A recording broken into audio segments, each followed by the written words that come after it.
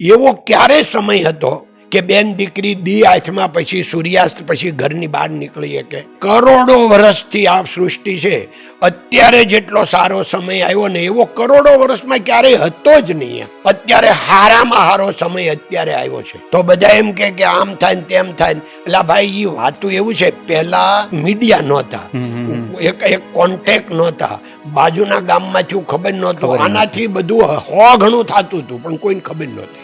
અત્યારે બધાને ખબર પડે એટલે લાગે છે. બાકી અત્યારે હું તમને કહું, એવો ક્યારે સમય હતો કે બેન દીકરી દી હાથમાં પછી સૂર્યાસ્ત પછી ઘરની બહાર નીકળી શકે?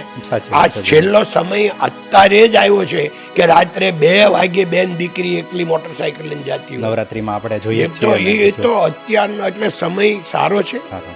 ભગવાને અત્યારે જો જીવતા આવડે ને તો ભરપૂર આપ્યું છે. હવે તો ખાલી સ્વભાવ સુધારવાનો છે, સ્વીકાર કરવાનો છે.